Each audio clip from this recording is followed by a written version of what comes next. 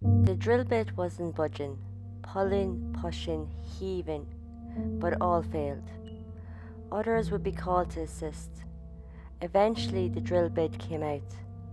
Relieved, the men sighed, but a strange noise echoed from the hole. Creaking, cracking, bending and gargling. Within seconds, oil, gas and mud erupted from the spout, straight up into the air. The men were covered in this mess, but they didn't have time for that. They had to stop this immediately. They would eventually seal the top, but the damage was done. Looking down at the ocean, it was bubbling, slow at first, then vast and violent. The once crystal blue ocean was now turning black and spreading, heading towards the land. There was nothing they could do. They looked on in horror. This was the Santa Barbara oil spill of 1969, and this is the good, the bad, and the pure evil. The spill happened in January and February of 1969 in Santa Barbara Channel. At the time, it was the largest and worst oil spill in the US waters, and now is the third worst, just behind the 2010 Deepwater Horizon spill and the 1989 Exxon Valdez spill. It does remain the biggest oil spill to happen in waters off California. The source would be down to the blowout on January 28, 1969 on Platform A in the Dos Colorados offshore oil field. In just 10 days, it's believed 80 to 100,000 barrels of crude oil poured into the channel and spread to hit the beaches of Santa Barbara County. It would destroy the coastline from Goleto to Ventura and the northern shores of 4 Channel Islands. This spill was destructive and would hugely impact animal life. The oil killed nearly 3,500 seabirds, dolphins, seals and sea lions. The spill was highly covered by the media, with public outcry from the incident. As a result, numerous pieces of environmental legislation would be passed, changing the framework and spurring on the modern environment movement. So let's go back and get into the detail on how all this came about. We start with Santa Barbara Channel, which has thick sedimental rock beneath it, rich in oil, making it the perfect place for petroleum industry. This would be the place of the world's first offshore oil drilling field called Summerland, established in 1896 and would be just 6 miles from the oil spill site. While this field was being constructed, an economic boom erupted, taking the once peaceful Summerland town into an oil boomer's town. This was controversial at the time, as the town was seen as a health and wellness spot with tourism, nature, beautiful beaches and untouched climate, everything opposite to the thick gooey oil. So late 1890s, Summerland Field decided to expand, making it closer to Santa Barbara. Townspeople weren't impressed and a crowd descended down to Mimara Beach at about midnight and started to tear down the rigs that were erected. In 1927, oil was found west of Santa Barbara, so a new oil field was built called Elwood. Elwood was far more abundant and produced more wealth than Summerland. Because of this, Summerland was abandoned. In 1929, oil was found within the city, so Mesa Oilfield was built. At the time, residential construction was being done, but this was all scrapped to facilitate Mesa, as oil would produce more money quicker and easier. Oil derricks now grew out of the hilltop, and although locals protested, they failed to stop the oil developers. This was down to a city ordinance allowing drilling on Mesa. These derricks would vanish once Mesa Field dried up in the late 30s. Improving technology would give them advantages to drill farther offshore, and by the mid-20th century, drilling was being done near Seal Beach, Long Beach, and others in the Southern California coast, from man-made islands built in shallow waters close to the shore. They didn't stop there. In Santa Barbara Channel, geologists would find anticlinal trend that didn't stop at the shoreline but extended underneath the channel. With this knowledge, prospectors wanted the oil and looked at how to drill in deeper waters. After World War II, tests began to locate the suspected oil. The testing would cause annoyance to locals. It Explosions would go off and rattle the windows back on shore. The force from the drilling would cause cracks in the plasters of the homes, and the beaches would be covered with dead fish. Locals and newspapers would cry out against it all, but delays or stricter controls wouldn't stop the drilling. Finally, all tests would confirm petroleum, and with new technology, it was within reach to developers. So legal action began between federal and state governments for ownership, which stalled construction and drilling until mid-60s. Congress passed the Submerged Lands Act in 1953. This gave states any land 6 kilometers offshore, or tidelands as they were called.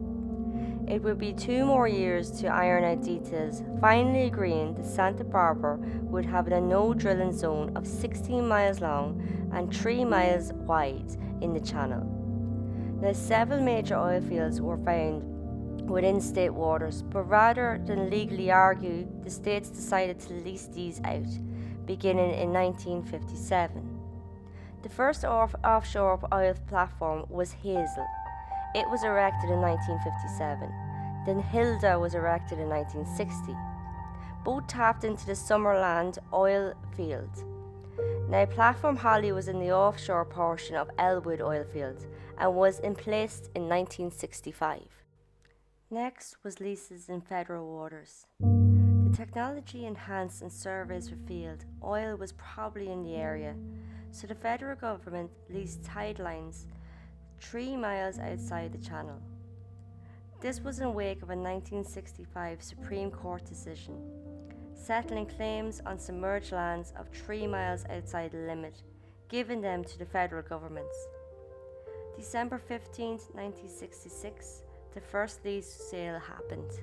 Several oil companies would be awarded their lease for over $21 million, getting the rights to drill on the ocean floor in the Carpenter offshore oil field. The companies in place Platform Hogan, and it was the first oil platform offshore in federal waters. By February 6, 1968, 72 leases went up for bidding. Union Oil, Gulf Oil, Texaco and Mobil joined together to gain the rights to 241 leases in the Dos Corrientes offshore oil field. This group rig was Platform A and commenced drilling September 14, 1968.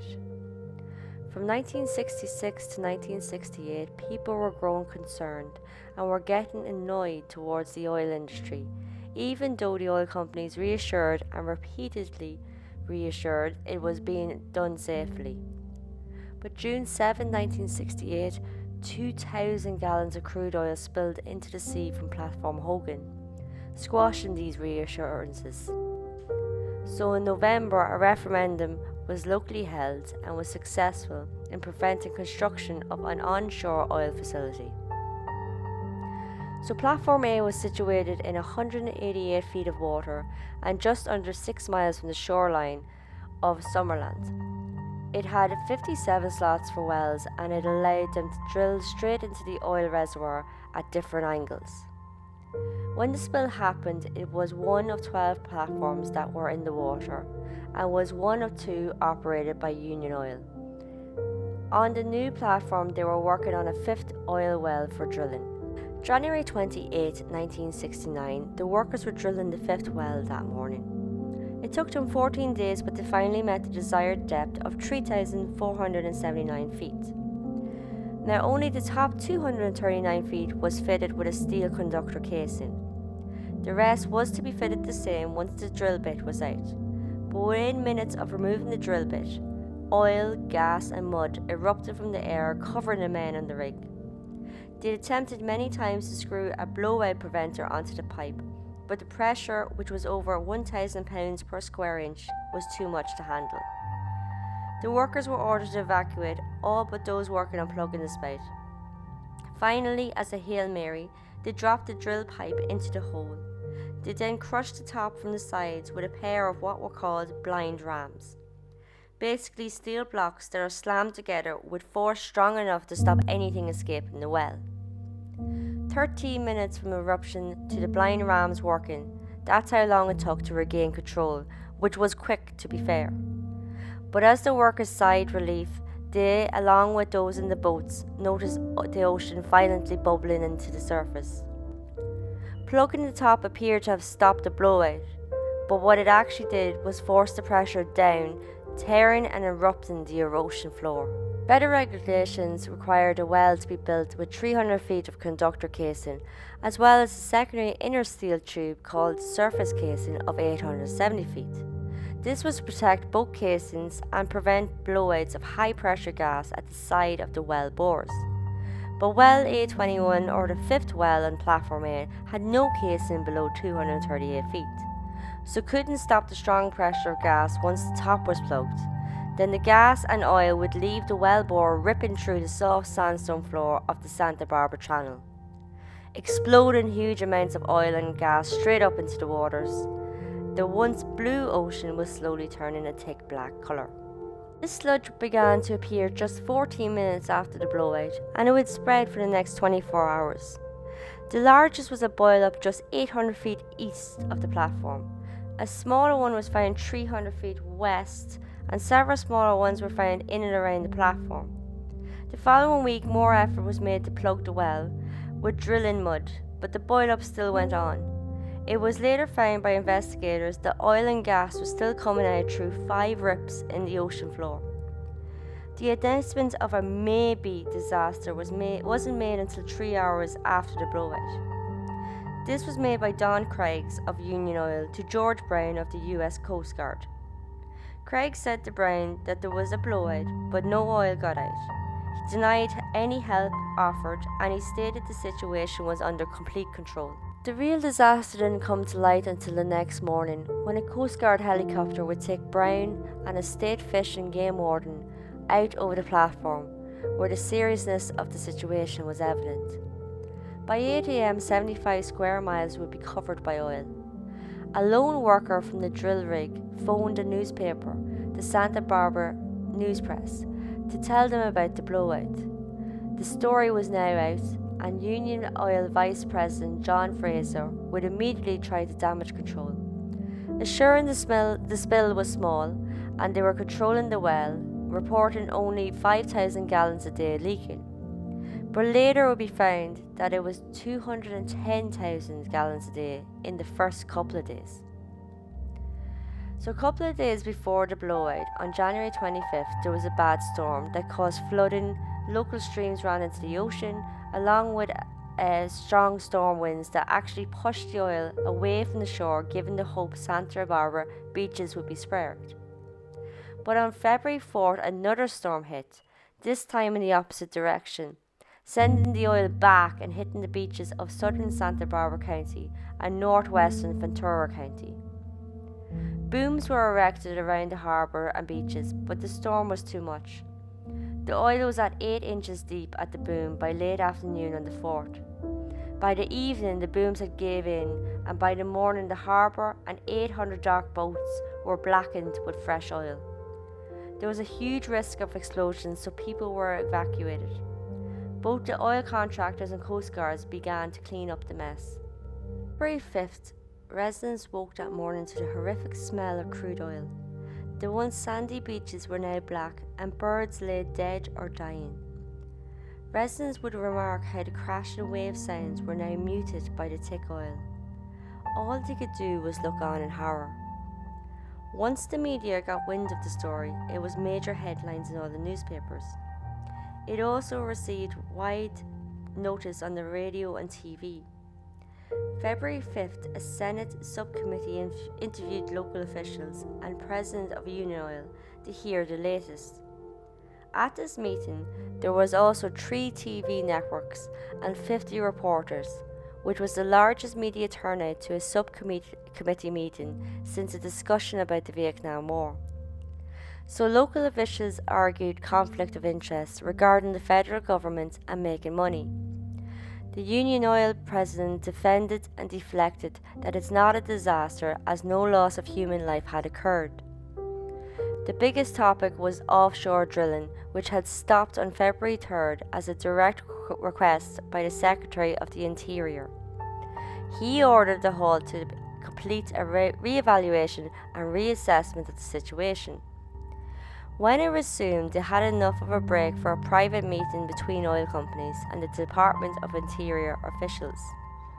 Local officials didn't get an invite, it must have gotten lost, but they were furious, and they didn't understand how the reassessment and revaluation happened within hours, never mind not being invited. The heated discussion was shown on national TV, along with the horrific images of dying, oil-soaked birds on Santa Barbara beaches. It also covered hundreds of locals and volunteers trying their best to solve the crisis, drying up the oil, washing the rocks, and trying to save the lives of the less oiled birds. But even after rescuing these birds, the survival rate was just 12%. Airplanes dropped chemical cleaners to help break up the oil. A dolphin was found with his blowhole clogged by oil. Ships at shore skimmed oil off the ocean surface, but no matter how fast it skimmed, the new oil just kept coming in. Later, February 6, just one day after the spill hit the beach, President Nixon announced drilling to stop, along with production, with one exception of the relief well being drilled to intersect the blowout borehole. But the oil kept coming from the ocean floor. By noon on February 7th, a $1.3 billion class action lawsuit was filed against Union Oil and Platform A. Back on Platform A, the men working kept trying to stop the spill. That evening would be their final attempt. They pumped 13,000 barrels of drilling mud into the well. Just as this mud was running low and they were about to give up, the oil and gas bubbling in the ocean started to slow, and by 8 p.m. it had stopped. As a last ditch, they threw 1,000 sacks of concrete down the well. Well A21, the fifth well on Platform A, would leak no more. By then, 2 million gallons of oil had spilled into the ocean, but it wasn't over yet. February 12th, a commercial fisher research vessel would make a grim finding. On the ocean floor, 3 large boils of gas and oil were erupting, and the slick was still rising to the surface. Again, a worker on the rig called the press. It's not known if it was the same caller as before, but the press got wind from a worker of a new oil spill that was coming from the ocean floor, coming from someplace else other than the borehole. Outcry was deafening from the locals, especially because once again it was an ordinary worker who sounded the alarm and not the oil company. This problem was way bigger than before, as it was underwater on the ocean floor, making accessibility very hard. Union Oil attempted to seal the leak by putting a large steel cap on the affected area, but leaks spread up all over. The company believed the leak rate was 4,000 gallons a day. Something had to be done, so the federal government approved to open some wells to stop oil underneath the ocean floor. They even approved opening the one to start it all, A21. But it didn't work. Next, they tried to pump oil at full force from all 5 wells on Platform A. Doing this, they thought it would reduce the pressure and slow the leak rate, but it did the opposite, having oil spilling out faster than ever. The clean-up on the shores was 1 step forward, 2 steps back, with waves of fresh oil spilling onto the somewhat clean beaches. Taking a more nuke approach, the union tried to cement the underwater cracks, but nope, the leaks continued.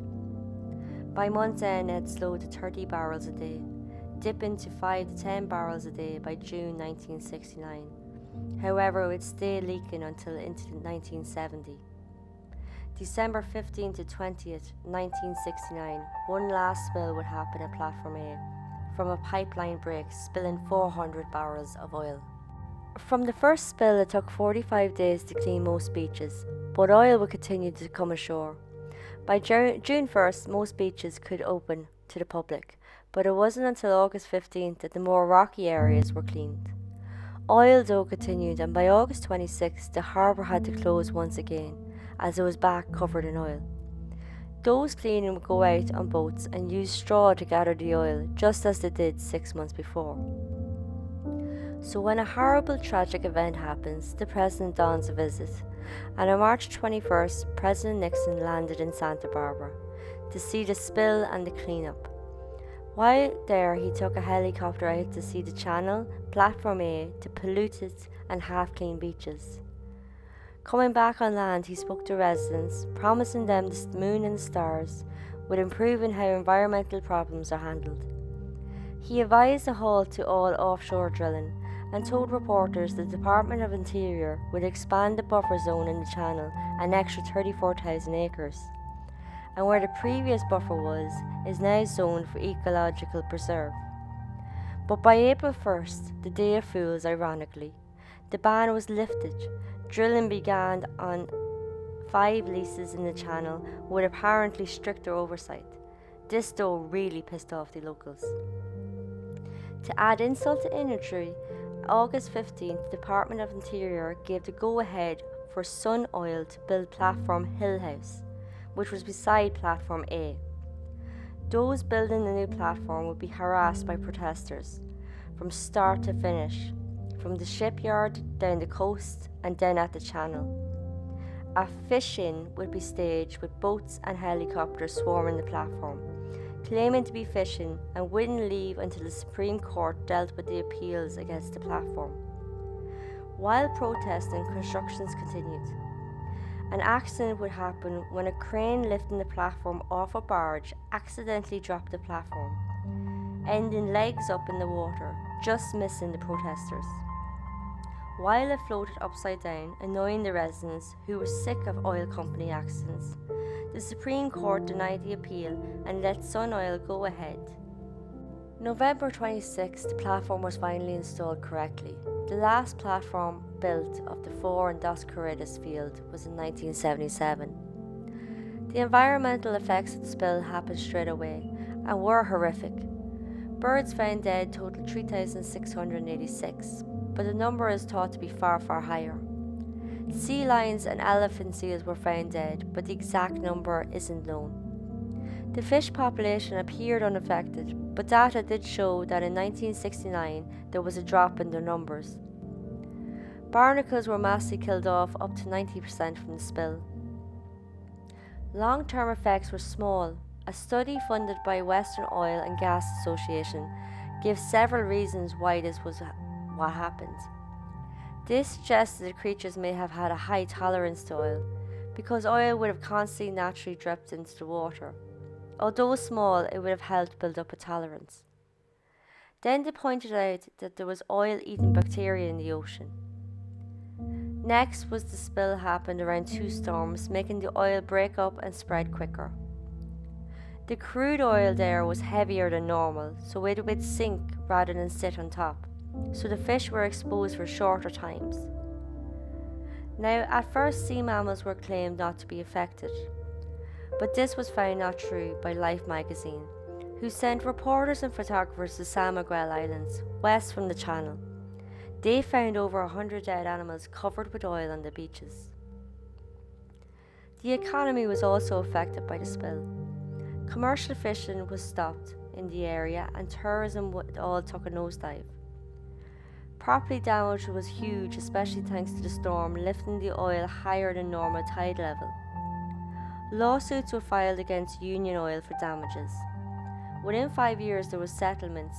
$4 million was given to Santa Barbara.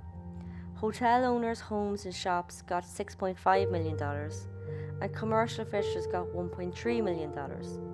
In total, $9.5 million would be given out in settlements.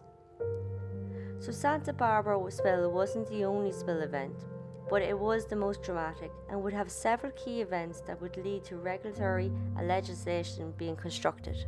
In the 60s, industrial pollution and the outcome from it was being made more aware to the public. When the Santa Barbara spill happened, it was the largest in the US. With locals standing up, it made the battle public against the oil company, bringing the anti-oil cause more to light. Several years after, there would be more environmental legislation passed. Since '69, the California State Lands Commission have not granted new leases for offshore drilling within the jurisdiction, but federal orders continue to. A year after the spill, on January 28, 1970, Santa Barbara celebrated Environmental Rights Day. The aftermath of the spill inspired Senator Nelson. He then went on to organise Earth Day on April 22, 1970. He was able to gather 20 million to the cause and educated them on the issues of the environment. Today, Platform A still remains, still pumping away. As of 2010, the Dos Cruces field produced 260 million barrels of oil. The field of oil is now thought to be low, running on just 11,400,000 barrels.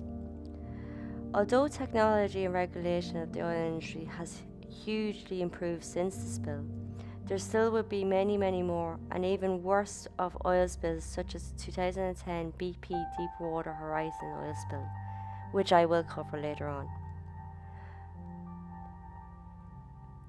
Thanks for listening. Next time I'll be talking about the mysterious serial killer, the Zodiac. This was the good, the bad, and the pure evil.